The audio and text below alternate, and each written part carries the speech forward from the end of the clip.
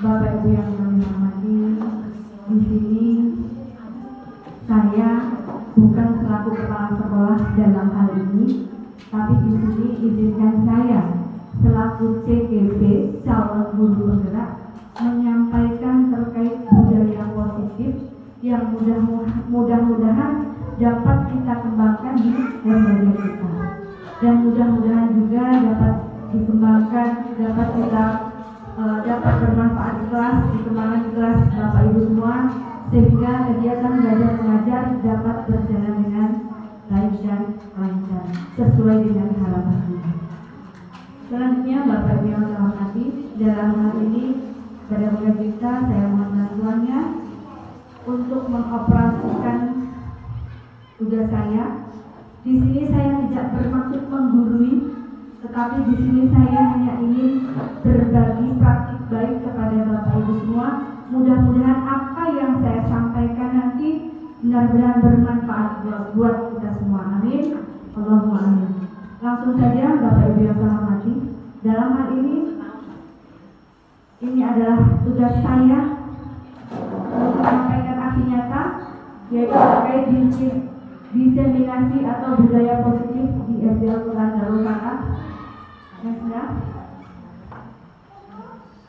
Sebelum bertegang-tegang ya, jadi saya harap suasana hari ini nggak begitu tegang ya. Pengennya suasananya slow, senyum, tapi pasti. Siap ya? Kita senyum dulu. Senyum selama 30 menit. Oh, kelamaan ya. Senyum selama 30 detik. Siap semuanya? Yuk, kita mulai senyum selama 30 detik. Senyum dimulai. Senyum. Kalau suka tersenyum nampak cantiknya ya. Yang akan digalau. Yang akan digalau. Terlihat senyumnya ya. Apapun suasana hati kita tetap tersenyum ya. Senyum sudah ada 30 detik sudah? Sudah cukup. Next sudah. Kasih tepuk tangan dulu buat Bunda dan jadi dalam hal ini kesepakatan diseminasi dalam kelas yang dulu kita mengenal dengan peraturan ya. Mungkin sampai saat ini masih di kelas ada peraturan kelas. Masih ada Bapak Ibu? Masih ya? Nah, dalam kesempatan kali ini, pertemuan kali ini, yuk peraturan itu kita ganti. Kita ganti dengan kesepakatan. Ya, kita melakukan kesepakatan dengan anak-anak kita. Kalau di sini kita buat kesepakatan, siap ya? Yang pertama, menghargai siapapun. Selanjutnya, menjadi pendengar yang baik, berpakaian yang rapi dan sopan, izin hendak keluar ruangan, boleh makan dan minum dengan tenang, boleh ditambah kira-kira apa lagi? Ayo, kesepakatan kita agar kegiatan ini dapat berjalan dengan lancar. Nanti kesepakatan ini kita kembangkan di dalam kelas. Kira-kira apa Bapak Ibu? Bunda Ayu, apa lagi boleh ditambah Bunda? Oke, HP di silent. Kesepakatan kita ya, HP di silent. Boleh ditambah pun. Oh, ini sudah ya. Oke. Kemudian apa lagi kira-kira? Nggak boleh nangis.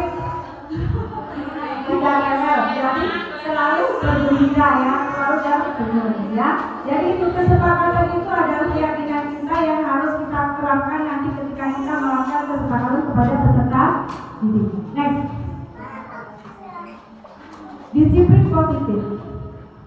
Motivasi perilaku manusia, keyakinan sekolah atau kelas, kebutuhan dasar manusia, posisi kontrol, restitusi segitiga restitusi. Dan jadi dalam kesempatan hari ini nanti ada beberapa hal yang ingin saya sampaikan terkait disiplin positif, kemudian motivasi perilaku manusia, keyakinan sekolah atau kelas, kebutuhan dasar manusia, posisi kontrol atau restitusi atau segitiga restitusi. Mungkin dalam bahasa ini masih asing loh ya. Apa sih itu segitiga restitusi? Posisi kontrol itu seperti apa? Dalam hal ini akan saya jelaskan.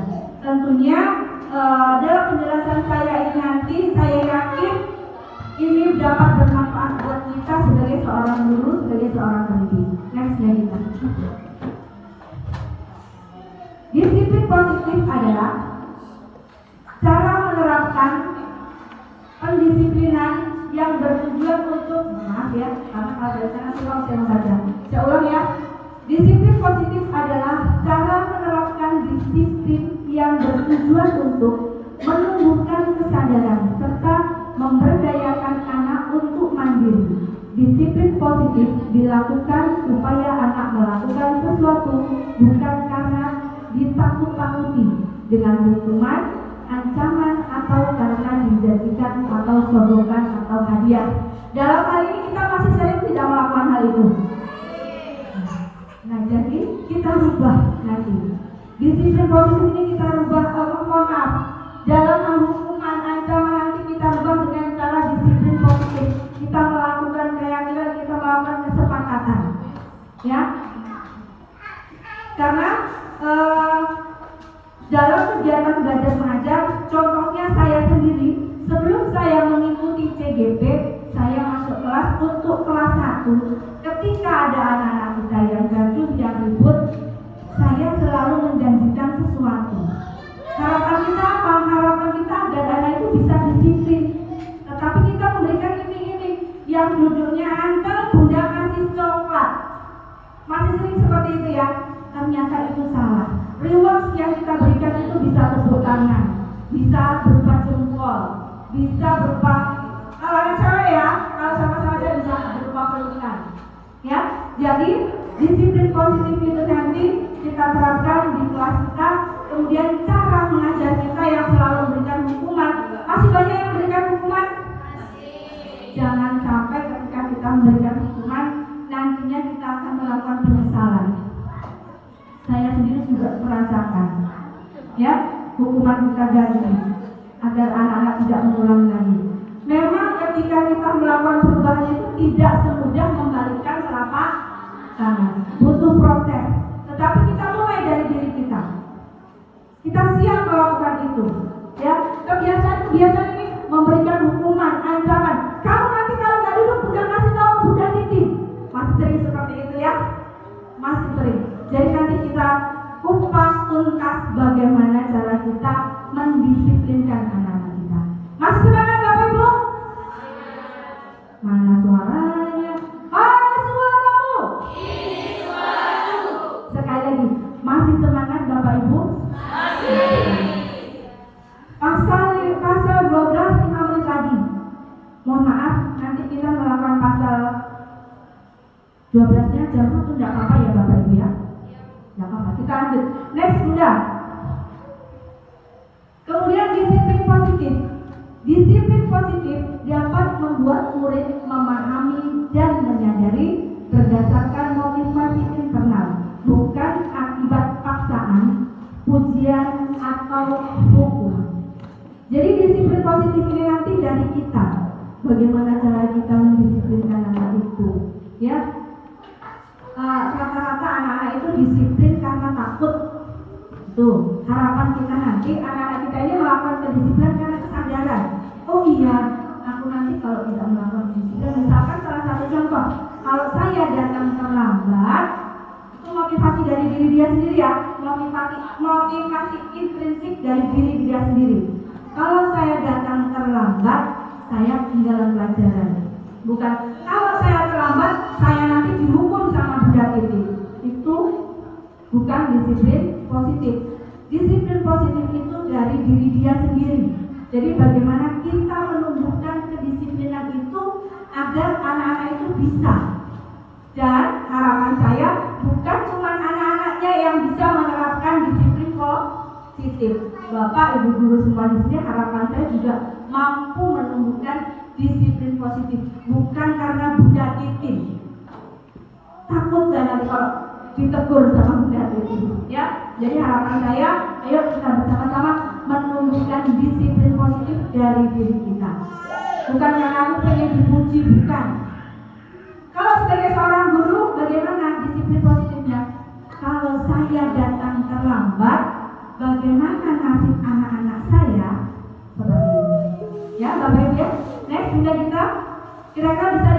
Bapak Ibu? Oke. 6 dimensi profil pelajar Pancasila. Dalam hal ini, profil pelajar Pancasila mempunyai 5 dimensi, yaitu mandiri, kreatif, bergotong royong, berkebinekaan global, kreatif, yang paling atas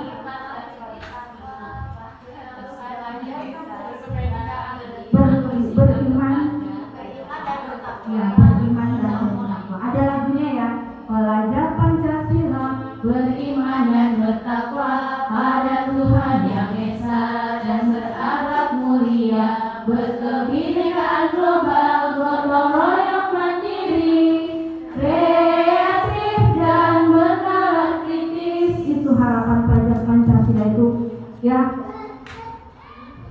Next sudah. Motivasi perilaku manusia. Apa yang memotivasi perilaku manusia? Ingin berubah, ingin berubah menjadi lebih baik, ingin. Motivasinya apa? Motivasi intrinsik atau motivasi ekstrinsik? Karena motivasi itu ada dua, dari motivasi intrinsik yaitu dari diri dia sendiri, seperti yang saya sampaikan tadi. Kalau saya terlambat, bagaimana anak-anak saya nanti? Karena saya di sini punya tanggung jawab sebagai seorang guru. Kalau siswa, kalau saya datang terlambat, nanti saya ketinggalan pelajaran sama anak-anak saya. Kalau motivasi ekstrinsik, seperti yang saya sampaikan tadi ya Bapak Ibu ya, kalau anak datang terlambat, saya nanti marah sama Bapak Ibu. Saya pasti kena hukuman karena takut. Jadi aku datang lebih awal biar tidak dihukum. Contohnya seperti ini. Next bunda, motivasi perilaku manusia untuk menghindari ketidaknyamanan, kemudian untuk mendapatkan imbalan atau penghargaan dari orang lain, untuk menjadi orang yang mereka inginkan dan menghargai diri sendiri dengan nilai-nilai yang mereka percaya. Dari ketiga motivasi perilaku manusia ini, kira-kira Bapak Ibu yang mana yang lebih baik? Yang pertama, untuk menghindari ketidaknyamanan atau hukuman. Yang kedua, untuk mendapatkan imbalan atau penghargaan dari orang lain. Atau yang ketiga, untuk menjadi orang yang mereka inginkan dan menghargai diri sendiri dengan nilai-nilai yang mereka percaya. Kira-kira yang mana? Setuju. Yang ketiga, kalau untuk menghindari ketidaknyamanan atau hukuman, itu tentunya anak-anak itu akan diulangkan. Guru nggak tahu. Aman? Ya? Ya atau ya? Ya Pak Ibu. Jadi di sini kita mempunyai PR. Bagaimana caranya anak-anak kita itu bisa melakukan motivasi perilaku manusia yang ketiga, yaitu untuk menjadi orang yang mereka inginkan. Mereka ingin menjadi manusia yang baik, ingin berubah. Dalam hal ini nanti kita gali. Next ya. Keyakinan sekolah atau kelas. Nah, jadi setiap kelas kita nanti akan membuat keyakinan, kesepakatan bagaimana sih agar anak-anak itu tidak melakukan hal-hal atau melanggar keyakinan kita. Misalkan nih, salah satu contohnya keyakinan kelas, saya datang tidak terlambat, karena kalau datang terlambat itu tidak disiplin. Yakin kan kalau datang terlambat itu bukan sebuah maaf. Kalau datang terlambat itu adalah salah satu contoh yang tidak baik. Kita harus meyakinkan pada anak-anak kita bahwa datang terlambat itu adalah tidak baik. Kemudian mencontek, kita yakinkan kepada anak-anak kita, mencontek itu perbuatan baik atau tidak? Tidak. Anak-anak harus yakin. Oh iya, mencontek itu perbuatan yang tidak baik. Next sudah kita. Keyakinan sekolah atau kelas bertujuan dalam menerapkan budaya positif melalui keyakinan kelas adalah sebagai berikut.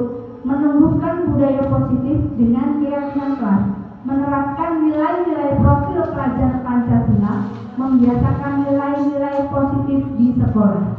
Jadi tugas kita nanti adalah menerapkan nilai-nilai profil pelajar Pancasila yang 5 dimensi tadi, membiasakan nilai-nilai positif di sekolah.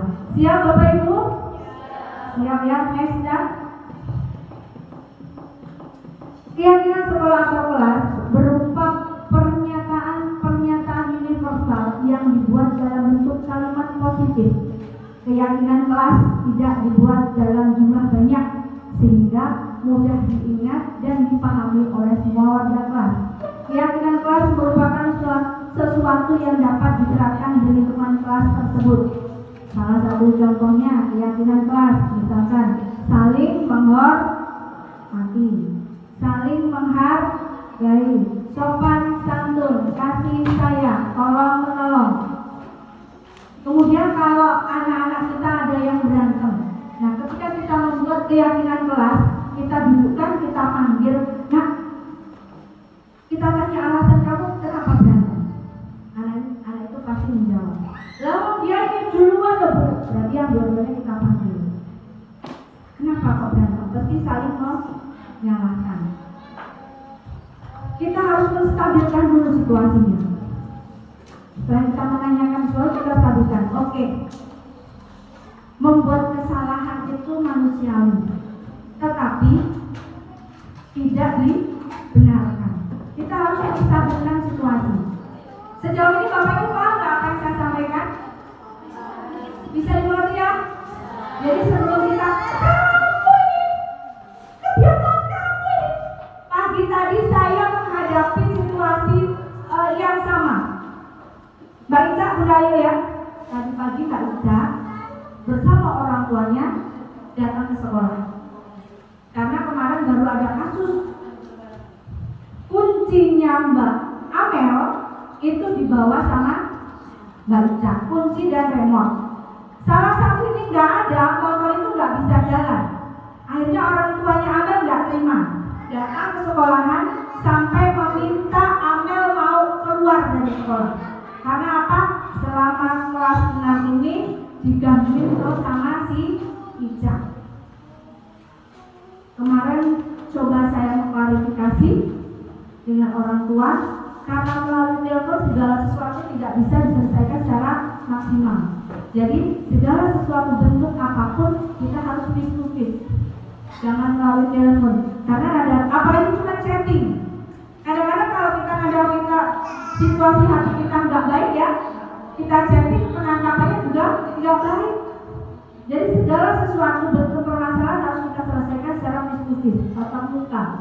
Kemarin kalau via telepon, ya karena belum berhadapan-hadapan, orang tuanya masih sama-sama emosi. Akhirnya saya ketemu dulu dengan orang tuanya Mbak Amel. Saya klarifikasi, saya minta penjelasan dari anak-anak, bukan dari Mbak Amel. Dari satu kelas saya minta penjelasan. Dan penjelasan satu kelas itu sama, menjelaskan bahwa kronologinya seperti ini. Orang tuanya Amel tidak terima, saya jelaskan perlahan-lahan, akhirnya bisa mengerti.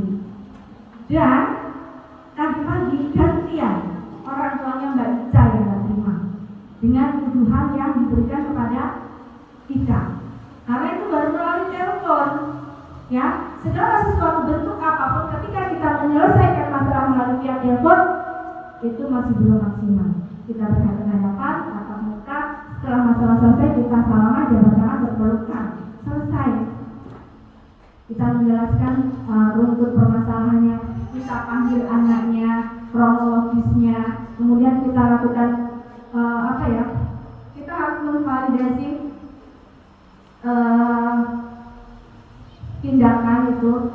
tindakan anak, kemudian setelah itu kita meyakinkan anak.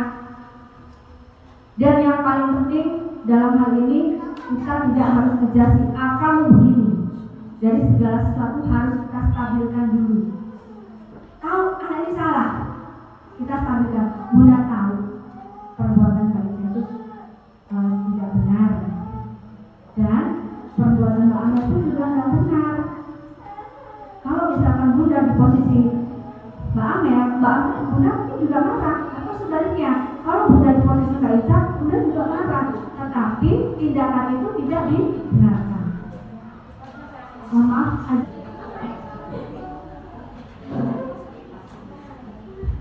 alhamdulillah sudah selesai ya. Bisa kita lanjutkan Bapak Ibu? Oke. Keyakinan sekolah atau keyakinan kelas yaitu berupa pernyataan-pernyataan universal yang dibuat dalam bentuk kalimat positif. Keyakinan kelas tidak dibuat dalam jumlah banyak sehingga mudah diingat dan dipahami oleh semua warga kelas. Keyakinan kelas merupakan sesuatu yang dapat diterapkan di lingkungan kelas tersebut, yaitu contohnya kalimat positifnya saling menghargai, kemudian sopan santun, saling menyayangi, saling menolong. Ada lagi mungkin dari Bapak Ibu idenya? Disiplin. Apalagi Bapak Ibu? Dan kita membuang sampah pada tempatnya, ya. Jadi keyakinan kelas ini harus kita buat di dalam kelas, bukan lagi peraturan kelas, ya. Jadi kita buat dengan keyakinan kelas. Next, ya. Kebutuhan dasar manusia. Next, ya. Jadi kebutuhan dasar manusia itu ada kebutuhan dasar manusia ketika seorang murid melakukan sesuatu perbuatan yang bertentangan dengan nilai-nilai kebajikan atau melanggar peraturan.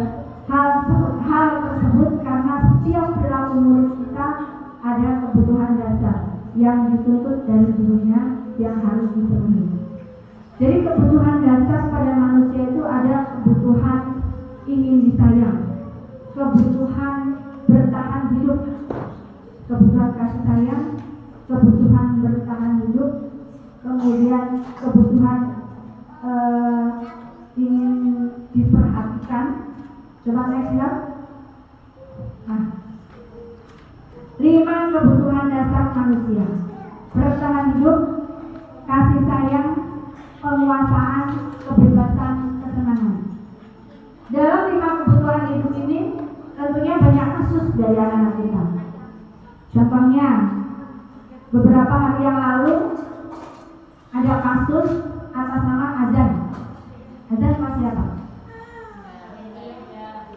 Kemudian Azan itu selalu meminta makanan kawannya dengan cara dipaksa. Dalam kebutuhan Mas Azan, itu kebutuhan apa yang belum terpenuhi? Dia pengen makan, dia meminta makan kawannya. Bertahan, karena ketika saya panggil Mas Azan, kenapa kok ngambil jajan kawannya? Lapar loh, nggak bawa makan loh. Berarti dalam hal ini kebutuhan yang belum terpenuhi dalam diri Mas Azan adalah kebutuhan bertahan hidup. Kemudian dia memaksa, berani kamu sama saya? Kalau nggak kamu kasih awas kamu, kalau nggak dikasih awas kamu, dia mengancam. Ada beberapa kebutuhan lagi yang belum terpenuhi di sini. Kira-kira apa Bapak Ibu? Penguasaan. Dia merasa berkuasa. Kalau kamu nggak kasih ke saya ini tajam, saya ini hebat, saya ini kuat. Dan dalam kasus kemarin, baru kemarin juga ya Bunda ya, kasusnya Mbak Ica sama. Mbak Ica itu di kelas selalu mengancam kawannya. Kalau dari segi materi dia terpenuhi, tapi dari segi lain banyak hal yang belum terpenuhi dari dalam diri Mbak Ica. Yang pertama penguasaan. Kemudian dia itu pengen diperhatikan sama kawannya. Apa yang kawannya nggak punya, sini kamu kalau ketemu saya tak kasih. Pengen sama kawannya. Dalam hal ini apa yang belum terpenuhi dalam diri kita? Kasih sayang. Dia pengen diperhatikan sama kawannya, pengen disayang dengan kawannya, tapi dengan cara yang salah. Ya, jadi ada bertahan hidup, ada kasih sayang, ada kebebasan. Mungkin ketika kita melakukan pembelajaran secara diktator, diam, enggak diam, kamu. Anak-anak cuma berani diam, enggak berani bergerak. Padahal untuk pembelajaran itu kita ciptakan suasana pembelajaran yang menyenangkan. Dalam kebutuhan dasar manusia, kegiatan belajar mengajar yang demikian, banyak kebutuhan dasar anak-anak kita yang belum terpenuhi. Apa itu Bapak Ibu dalam kebutuhan lima dasar kebutuhan manusia? Ketika kita melakukan kegiatan pembelajaran, diam. Kalau nggak diam, dengan ancaman akhirnya hal itu diam. Kira-kira apa? Kebebasan. Ya, dari itu kita buat kesepakatan bebas tapi sopan. Kita buat terapkan nanti kesepakatan ke anak-anak kita. Next ya. Di sini ada studi kasus Ibu Naren, wali kelas 1 sedang bingung menghadapi ulas salah satu murid kelasnya yang bernama Naren. Beberapa muridnya telah mengeluh Naren sering sekali meminta bekal makan siang temannya dengan paksa. Jika Anda menghadapi situasi seperti Ibu Dona, apa yang akan Anda lakukan? Menurut Anda, apa kira-kira alasan Naren melakukan hal tersebut? Next ya. Di sini alasan satu. Tapi sebelum kita buka alasan satu, saya mau dengar alasannya. Coba kita kembali lagi ya. Ibu Dona, wali kelas 1, sedang bingung menghadapi ulas salah satu murid kelas yang bernama Naren. Beberapa muridnya telah mengeluh Naren sering sekali meminta bekal makan siang temannya dengan paksa. Jika Anda menghadapi situasi seperti Ibu Dona, apa yang akan Anda lakukan? Menurut Anda, apa kira-kira alasan Naren melakukan hal itu? Coba saya minta salah satu Bapak Ibu menyampaikan alasannya. Kemudian kira-kira apa yang dilakukan Ibu Dona ketika menghadapi hal ini? Yuk Bapak Ibu, kita belajar public speaking. Tidak apa-apa, dari kecil kita belajar. Saya dulu juga nggak bisa ngomong di depan, di forum tuh nggak bisa ngomong, tapi saya perlu belajar. Yuk, siapa yang dari di depan? Bapak Ibu monggo.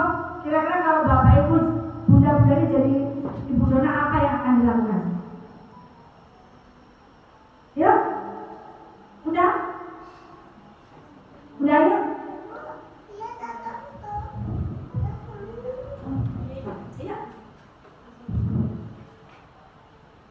Saya bacakan ulang ya Bapak Ibu. Ibu Dona, guru kelas 1. Ibu Dona ini bingung menghadapi ulas salah satu murid kelasnya yang bernama Naren. Nah, Naren ini muridnya mengeluh, murid yang lain mengeluh karena Naren ini sering meminta bekal makan siang temannya dengan paksa. Nah, jika ibu-ibu di sini menjadi Ibu Dona, apa yang akan Ibu lakukan? Kemudian kira-kira kenapa alasan Naren itu melawan hal tersebut? Kalau menurut saya, jika saya sebagai Ibu Dona, saya akan memanggil Naren, kemudian mungkin dan salah satu temannya didudukan bersama, ditanyakan kenapa Naren melakukan hal tersebut dan apakah tindakan itu benar. Kita tanyakan kalau mungkin teman-temannya sebagai salah satu muridnya, salah satu temannya. Kemudian kalau menurut saya, kira-kira alasan Naren mengambil makanan temannya dengan paksa itu karena Naren lapar. Ya Bapak, ya Bu ya. Karena Naren lapar. Mungkin itu salah satu. Yang kedua mungkin tidak dibawakan bekal oleh ibunya. Itu bisa juga. Cukup itu mungkin yang bisa saya sampaikan. Kita kasih applause buat Bu Nari ya. Jadi kita dalam hal ini Naren itu ada 5 dasar kebutuhan manusia yang memang belum terpenuhi.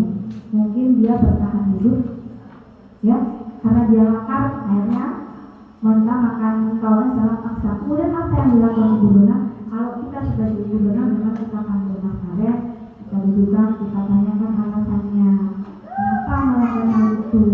Kemudian kita memberikan keyakinan, menstabilkan situasi agar segitiga restitusi ini dapat kita lakukan dalam menangani kasus-kasus ya.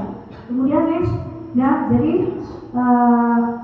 alasan Naren yang pertama karena dia lapar dan orang tuanya tidak membawa bekal makan siang, maka kebutuhan dasar yang sedang berusaha dipenuhi oleh Naren adalah bertahan hidup.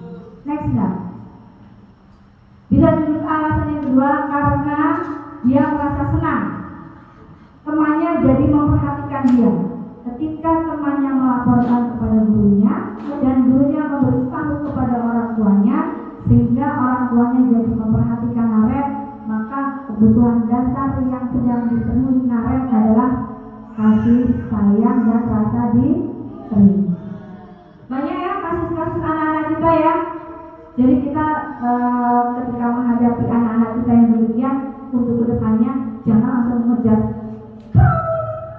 Kita panggil tadi kita dulu. Kita dalam hal ini belajar sabar. Memang itu tuntutan kita. Kita dituntut untuk menjadi seorang yang sabar. Ya Bapak Ibu ya. Next ya.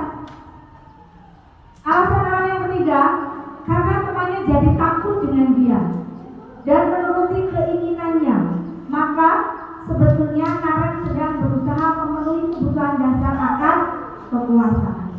Dia merasa berkuasa. Dan pada situasi saat ini kebetulan di sekolah kita juga ada, baru saja kita selesaikan. Ya Bu ya. Mudah-mudahan ya, awalnya mudah-mudahan ya. Iya. Next ya. Alasan Naren yang keempat, karena dia merasa bosan dengan bekal yang dibawakan ibunya dari rumah. Karena ibunya selalu membawakan bekal yang sama, oleh karena itu dia mencoba makanan teman-temannya yang beraneka ragam. Naren sedang berusaha memenuhi kebutuhan dasar kebebasannya. Jadi kalau kita sebagai seorang, kalau kita jadi berdonat, alternatif yang pertama memang kita panggil, kemudian kita komunikasikan dengan orang tua. Ya. Next dah. Alasan yang kelima, karena dia merasa bosan dengan ini sudah ya. Next dah. Posisi kontrol atau restitusi. Yuk ya. Nah, di sini ada 5 posisi kontrol yang diterapkan seorang guru. Ada pemhukum, dikit-dikit dihukum, anaknya kalau melakukan salah dihukum, suruh berdiri di depan, lari-larian, kemudian membuat merasa bersalah. Nah, kamu nih, kalau kamu kayak gini nanti bunda dimarah sama bunda Titin. Ada yang seperti itu. Kemudian sebagai teman itu, kenapa sih nak, kok gitu sih kamu? Nggak boleh lah dalam ya, sudah aja. Kemudian pemantau, sebagai pemantau kita memantau, kita panggil anak itu, nah jangan diulang lagi ya. Kemudian apa ya, sebagai manajer itu bisa segalanya. Karena manajer itu menguasai segalanya, bisa jadi teman, bisa jadi pemantau, tapi tidak menghukum. Next ya, posisi kontrol atau penghukum. Saya kecil-kecil ya Bu ya. Bisa dibaca Bu? Dalam hal ini sebagai penghukum, menghardik, menunjuk, menyakiti. Kalau kamu tidak melakukan, awas ya. Gitu. Kemudian yang paling sadis, memberontak, menyalahkan orang lain dan berbohong. Membuat rasa bersalah, berceramah dan mengatakan seharusnya ibu kecewa sama kamu karena perbuatan kamu ibu ini bisa dipanggil kepala sekolah. Gitu ya. Kemudian sebagai teman, membuat alasan-alasan untuk muridnya. Kemudian sebagai pemantau, menghitung dan mengukur. Manajer mengajukan pertanyaan-pertanyaan. Next step. Yuk kita sekarang di sini ada contoh dari 5 posisi kontrol. Ada contoh kasus dari Naren, ibu Dona. Yuk kita simak.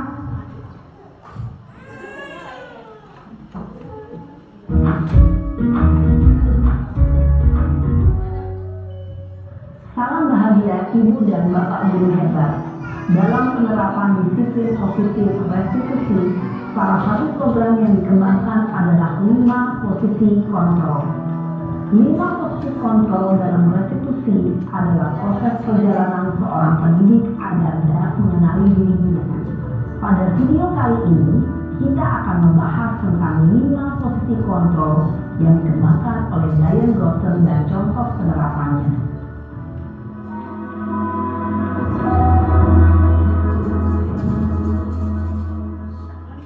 5 posisi kontrol itu adalah: 1. Posisi penghukum. 2. Posisi pembuat merasa bersalah. 3. Posisi teman. 4. Posisi pemantau atau monitor. Dan 5. Posisi manajer. Untuk lebih memahami kelima posisi tersebut, mari kita saksikan kasus Naren yang terlambat hadir 20 menit di kelas dan melihat bagaimana kelima posisi kontrol dalam menghadapi masalah tersebut.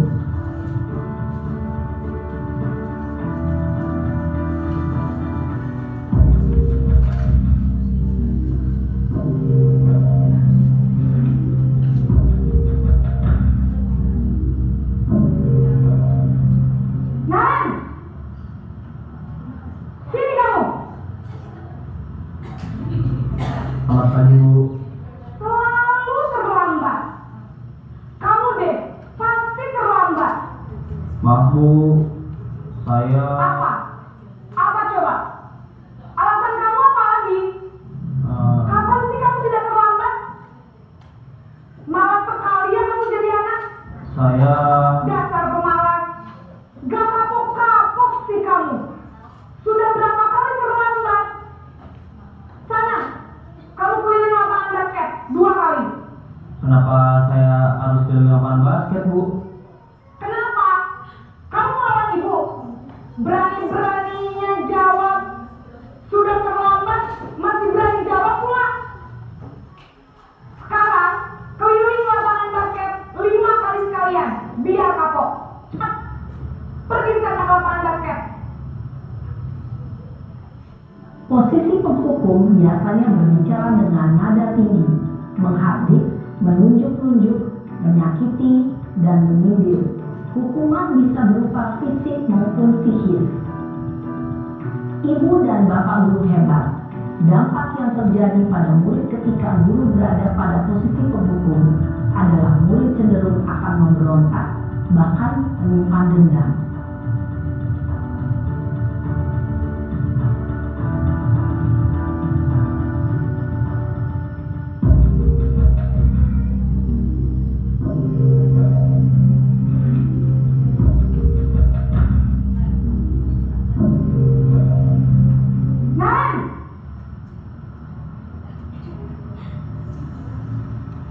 Selamat pagi, Bu. Naren. Kamu kenapa terlambat lagi, nak? Ya Tuhan, Naren. Kamu senang ya bikin ibu susah ya? Kalau kamu terlambat lagi, nanti ibu yang ditegur bapak kepala sekolah, nak. Disangka ibu tidak bisa membina kamu. Duh, gimana ini? Maaf, Bu. Duh, Gusti Naren. Kamu suka ya kalau ibu ditegur bapak kepala sekolah? Terus, sekarang ibu harus tulis apa ini di buku absen? Ini kamu sudah sering terlambat loh. Ibu harus apa coba? Maaf, Bu. Maaf sekali. Ya sudah, lain kali jangan bikin ibu susah lagi ya, nak ya. Ibu tidak akan kuat lagi kalau kamu begini terus. Bisa jantungan kalau ibu ditegur bapak kepala sekolah. Sana cepat kelas. Maaf, Bu. Maaf sekali. Posisi pembuat rasa bersalah berbicara dengan nada tenang, cenderung lembut. Namun kata-kata yang diutarakan membuat murid merasa menjadi orang yang gagal, memandang buruk dirinya sendiri, merasa tidak berharga, dan tidak sanggup membahagiakan orang lain. Ketika guru mengambil posisi pembuat rasa bersalah, murid akan menganggap dirinya yang bersalah dan ia akan menyimpan emosi negatif tersebut di dalam dirinya.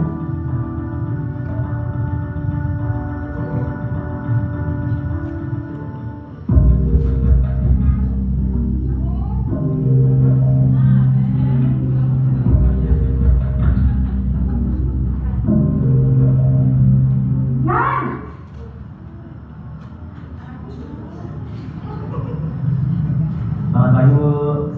Wah, sudah jam berapa ini nak? Terlambat lagi ya sayang.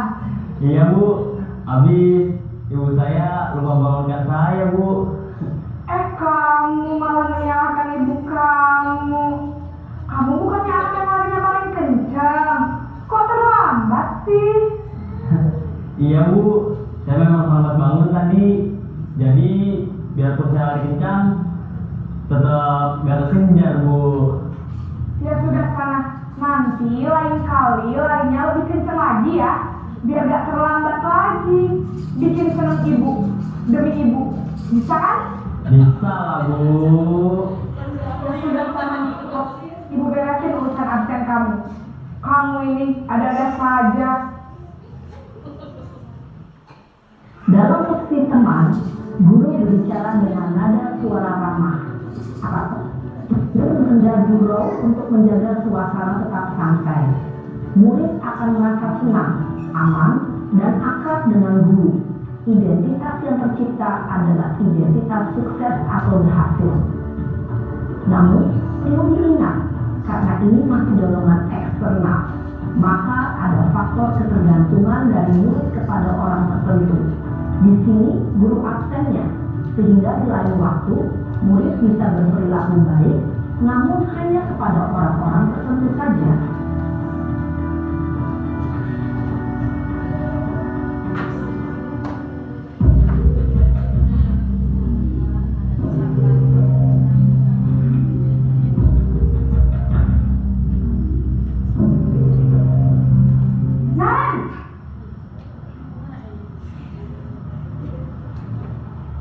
Selamat pagi Bu.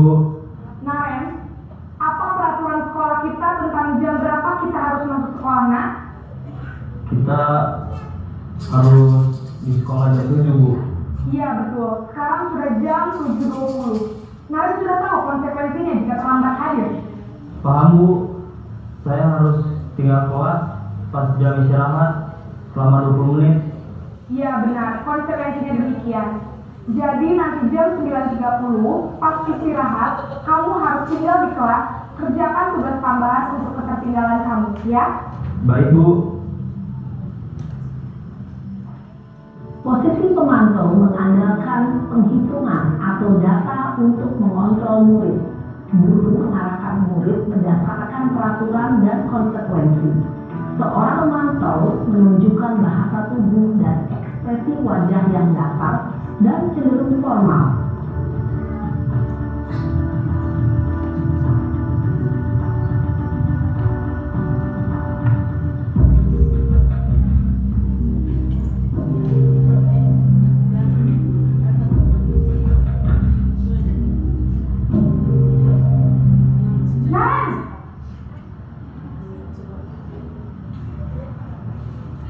Selamat pagi Bu. Selamat pagi, Naren. Maaf Bu, saya terlambat. Iya, sekolah masuknya jam 7, sekarang sudah jam 7.20. Jadi sekarang bagaimana ini, Naren? Maaf Bu, saya lupa setel alarm saya semalam. Baiklah, menurut kamu, keyakinan sekolah yang mana yang perlu kamu tingkatkan? Menghargai diri sendiri dan orang lain mungkin ya Bu. Setuju. Jadi, apakah Naren meyakini prinsip saling menghormati tersebut?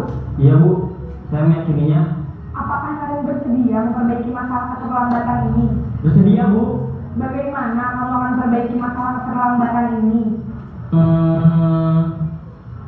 Saya akan coba untuk tidak lupa menyetel alarm saya Bu. Baik, kalau Naren lupa menyetel alarm di rumah, ada orang yang kira-kira bisa bantu mengingatkan tidak? Ada Bu, kata saya, Kak Emma. Ada lagi selain Kak Emma? Selain Kak Emma, ada ibu saya. Baik, jadi yang mengingatkan Naren adalah Kak Emma dan ibu kamu ya? Kira-kira akan mulai setel alarm kapan nih, Naren? Setelah pulang sekolah, akan segera saya lakukan. Baik, jadi Naren akan setel alarm untuk bangun besok pagi dan akan diingatkan oleh kakak dan ibunda Naren ya. Ada lagi yang mungkin perlu dilakukan, Naren, agar tidak terlambat bangun lagi?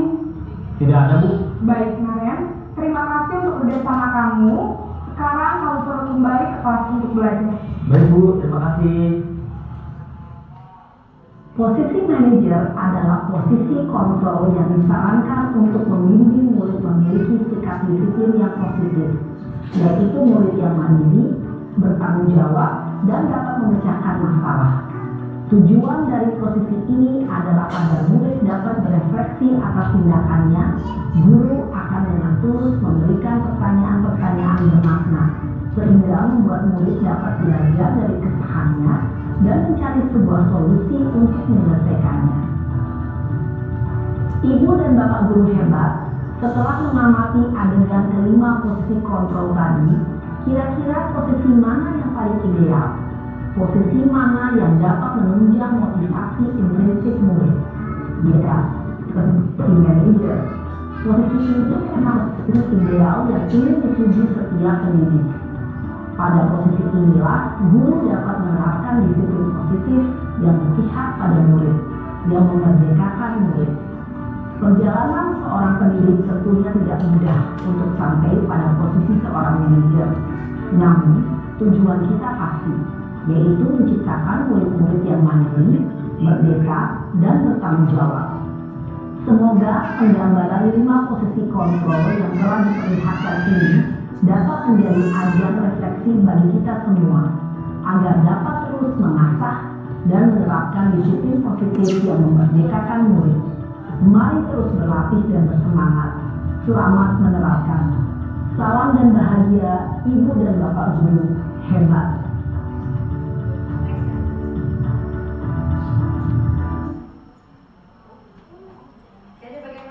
Bagaimana Bapak Ibu setelah menyaksikan video tadi dari 5 posisi kontrol, kira-kira nomor berapa yang sering Bapak Ibu lakukan? Nomor 1. Jadi dalam ini kita siap ya mempunyai peran sebagai seorang guru yang memiliki nilai posisi kontrol yang ke-5. Mungkin dalam hal ini masih banyak yang harus kita pahami. Tadi ada kalimat, coba sih gimana caranya sih agar Nara nggak terlambat. Dalam kalimat tersebut itu tersirat makna bahwasanya anak itu diminta mencari solusinya sendiri, bukan kita yang memecahkan solusinya, bukan kita yang mencarikan solusinya. Jadi anak tersebutlah yang mencari solusinya. Kalau dia melakukan kesalahan, misalkan dia mencontek, kita tanyakan, kita panggil, kita tunjukkan alasannya kenapa, kemudian dampaknya bagaimana, dan itu perbuatan baik atau tidak. Kalau itu memang perbuatan salah, boleh diulang atau tidak. Kemudian kita cari tahu alasannya, bagaimana caranya agar kamu tidak mengulangi perbuatan ini. Kita harus cari tahu, kita yakinkan dia, kita tanya dia, coba solusinya gimana nih, biar Mas Nendra nggak nyontek lagi nih, gimana solusinya? Kira-kira apa jawabannya? Biar nggak nyontek apa solusinya? Belajar. Jadi dalam hal ini kita sebagai manajer yang mempunyai posisi kontrol yang ke-5, kita tanyakan ke anak tersebut, cari solusinya sendiri. Anak-anak diminta untuk mencari solusinya agar dia tidak mengulangi kesalahan itu, dan dia harus meyakini, dia berjanji. Kemudian kita hanya bisa memotivasi, kita juga memberikan dukungan ya, agar anak itu tidak mengulangi kesalahan tersebut. Segitiga restitusi. Jadi dalam memecahkan masalah itu ada tahapannya, yaitu dengan segitiga restitusi. Next nah. Di sini ada validasi kebutuhan, kemudian menstabilkan identitas, meyakinkan. Jadi ketika anak itu terkena masalah, contohnya terlambat, ketika kita bisa mengambil posisi kontrol yang ke-5 sebagai manajer, kita harus bisa menguasai segitiga restitusi. Yaitu yang pertama, memvalidasi dulu. Kenapa sih nak? Kok datanya terlambat? Alasannya kenapa?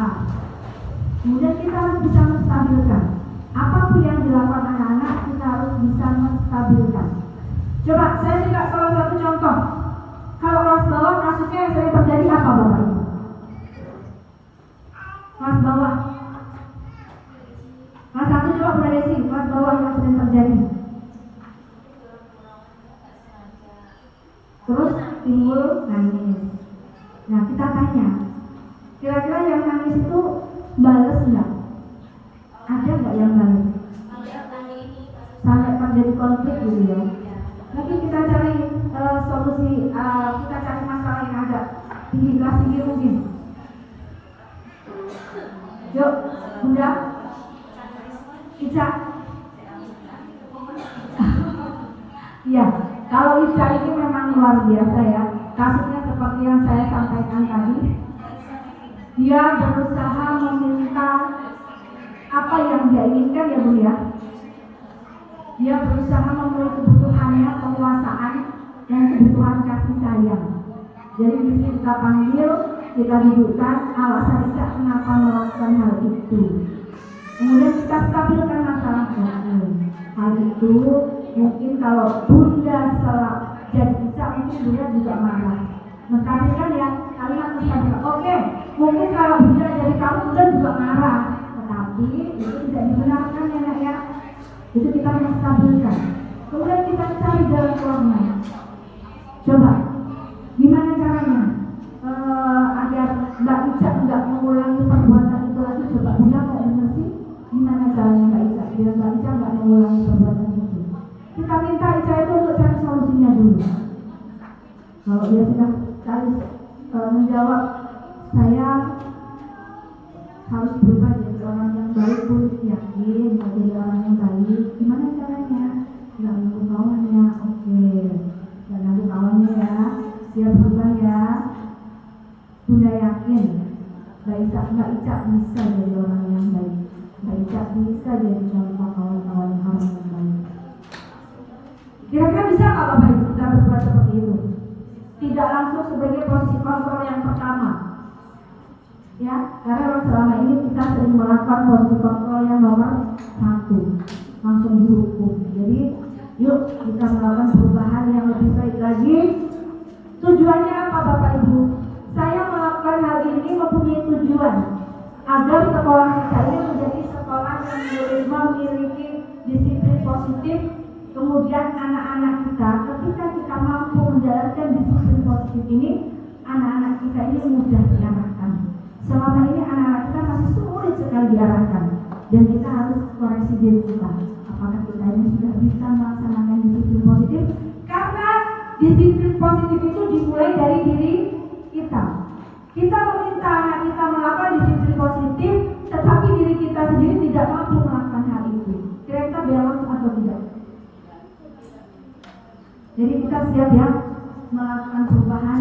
Yuk kita terapkan disiplin positif di sekolah kita. Hal-hal yang baik. Saya pernah silaturahmi ke SMA negeri, luar biasa sih. Anak-anak SMA. Saya 2 kali. Di sini dari garis bawah saya.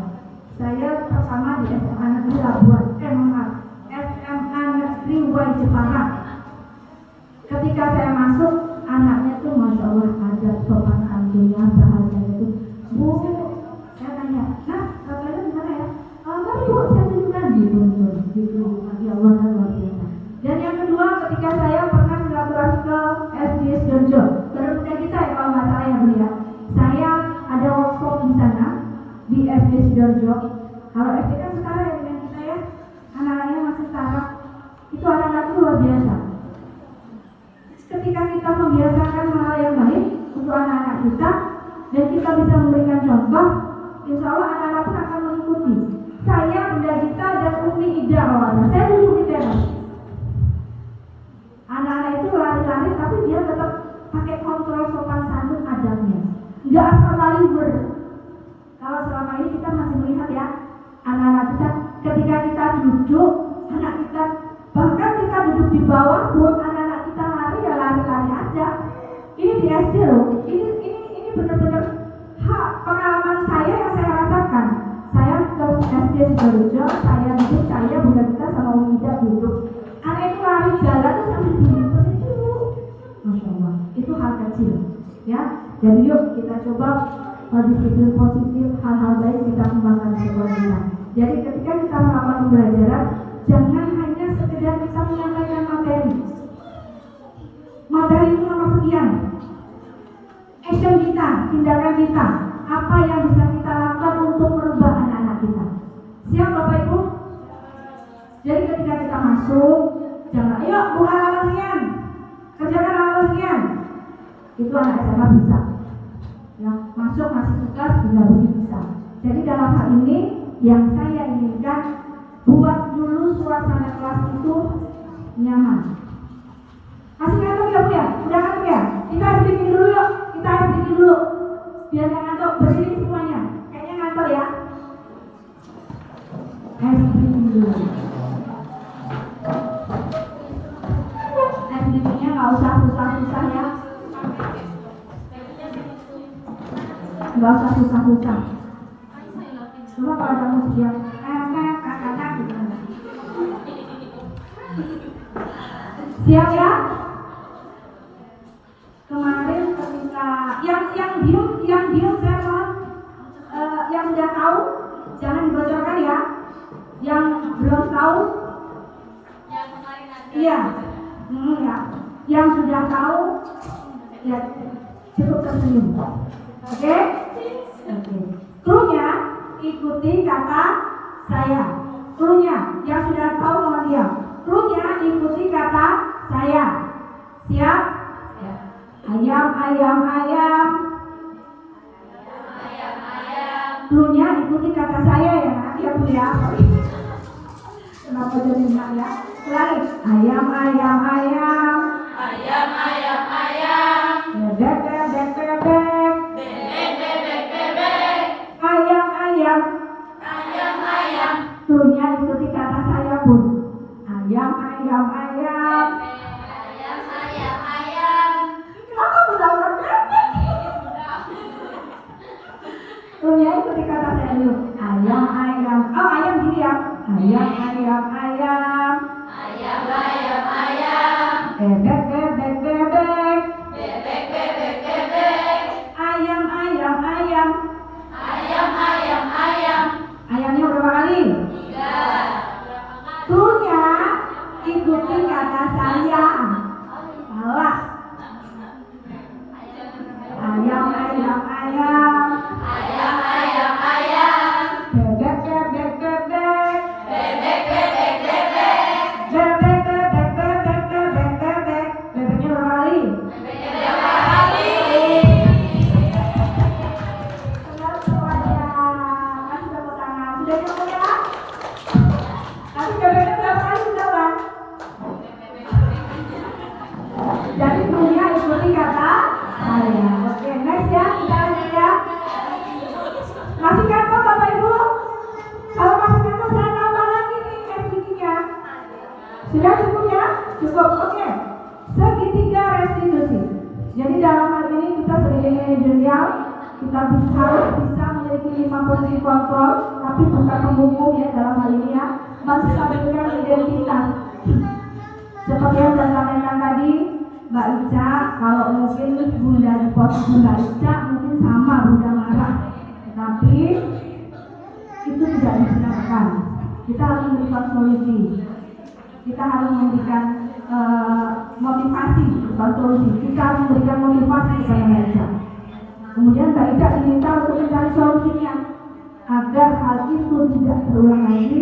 Apa yang Mbak Ica lakukan agar dia mengakui kesalahannya. Ya. Next ya.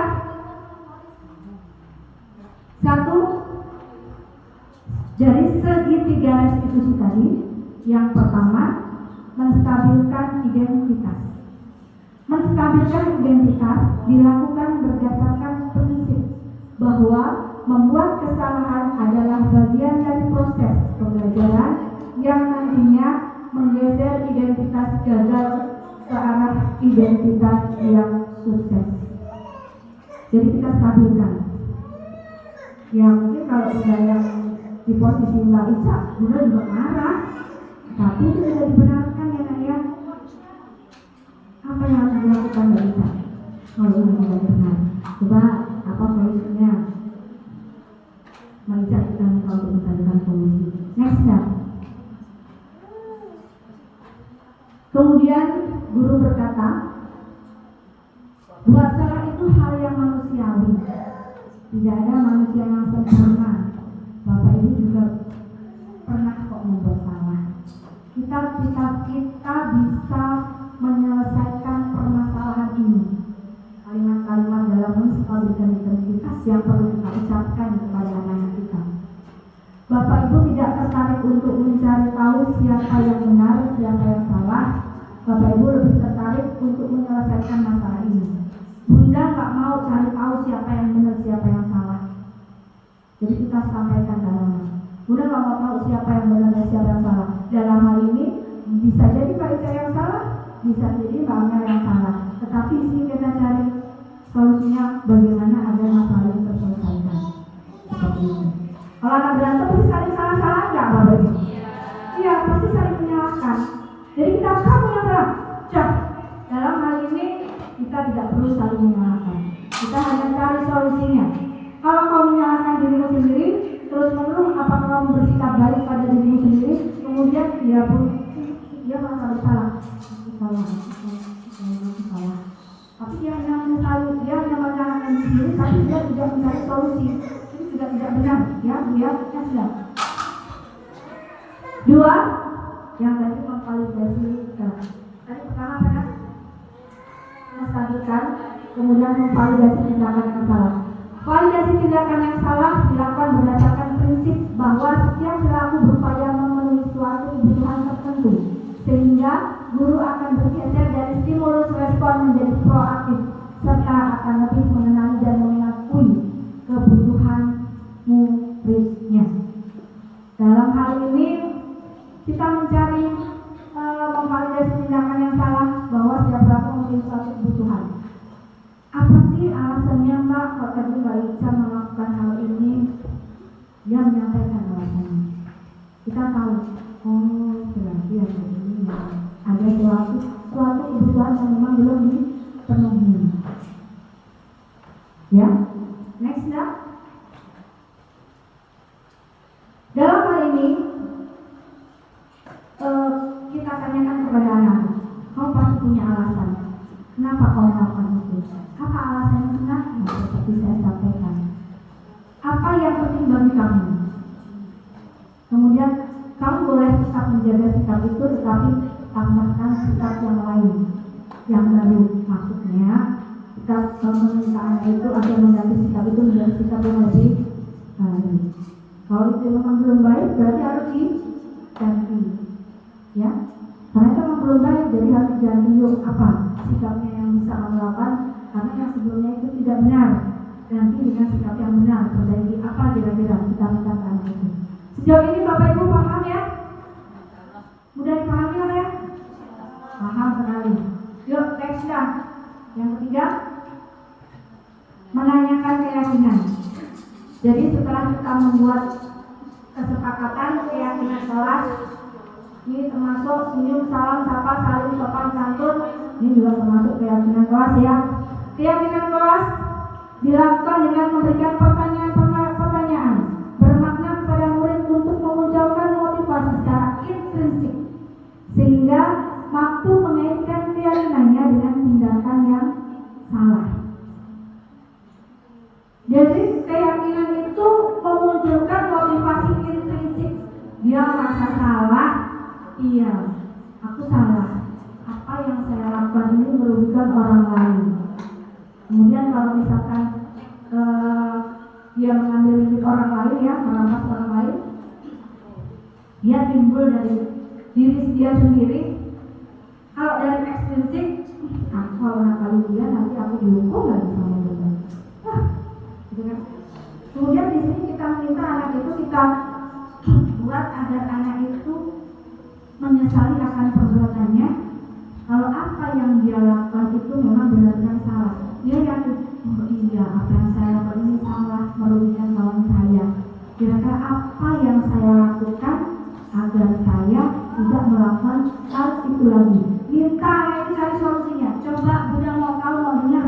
Kalau udah ketemu solusinya dia bisa menjawab, oke, Itu keyakinan kita ya, dan siap dilaksanakan di kelas nanti karena kita sudah buat keyakinan dan sudah buat kesepakatan.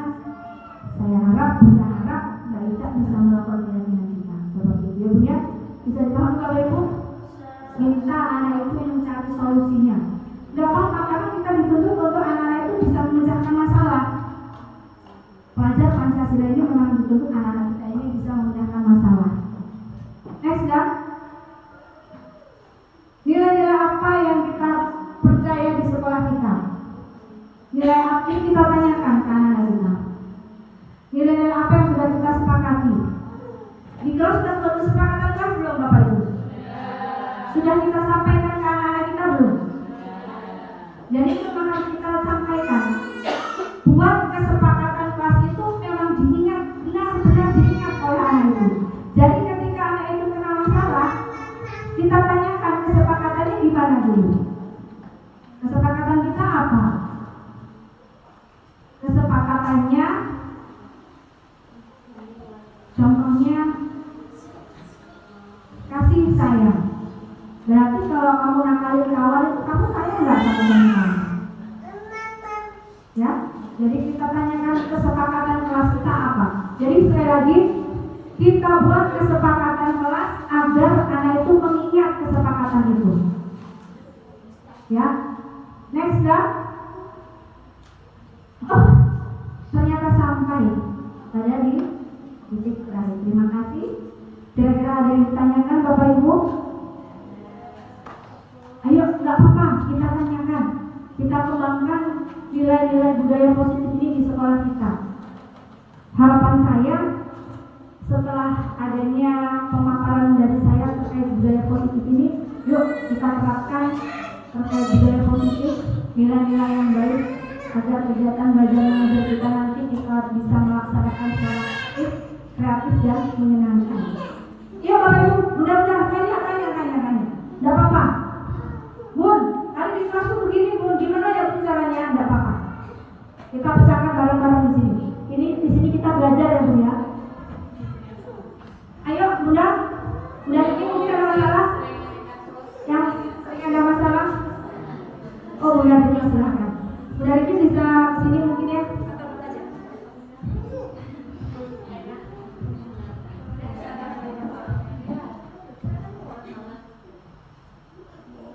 Baik Bapak Ibu, karena saya kan mapel, jadi mungkin Bunda Risma hadir nggak ya?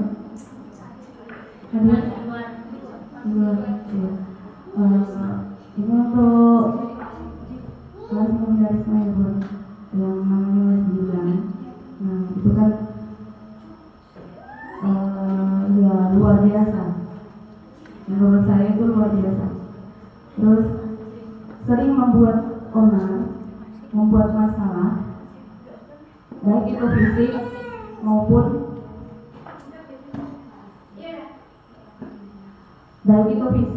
ke dirinya sendiri, ke kawan, kemudian ucapan. Nah, kita juga mencari solusi gimana untuk menangani Mas Gilang tadi. Dari semua bagaimana?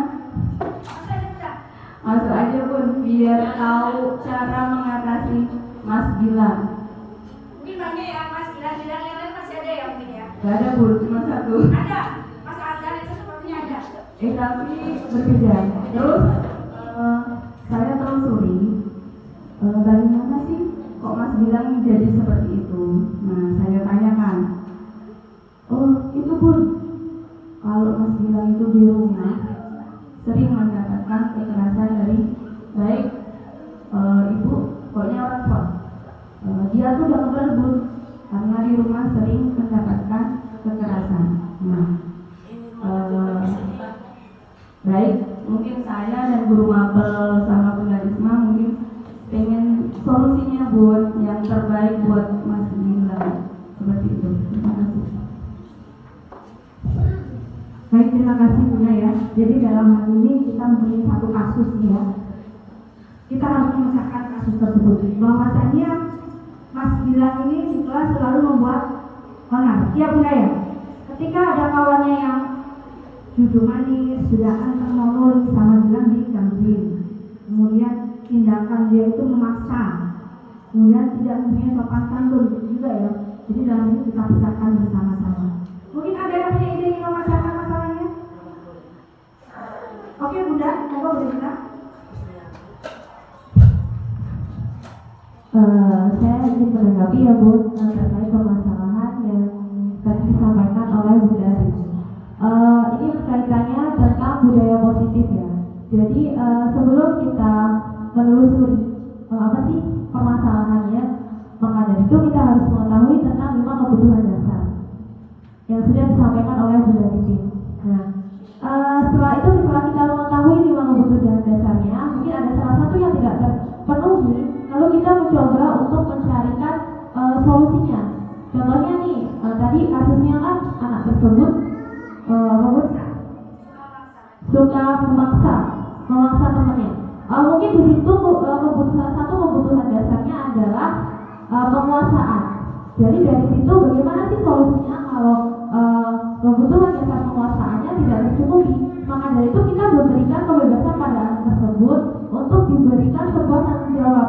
Contohnya salah satunya ya seperti ketua kelas atau Fisik, sehingga anak-anak bisa menyadari kelemahan diri dia sendiri, kekurangan dia sendiri. Gitu ya. Kira-kira cukup Bapak Ibu? Udah semangat ya. Jadi pendekatan memang itu harus, kesepakatan juga harus kita berkelas ya. Kalau memang kesepakatan itu belum dipahami oleh anak-anak, ayo mulai hari ini kita bisa ulang kesepakatan itu. Ya Bapak Ibu ya, itu saja dari saya. Kurang dan lebihnya saya mohon maaf. Saya iri, semoga bermanfaat ya. Mudah-mudahan kita bisa bergerak dan kita bisa menggerakkan. Siap Bapak Ibu? Ya, dari saya Allahumma wassalamualaikum warahmatullahi wabarakatuh. Kursinya jangan lupa ya ibu-ibu dirapikan kembali.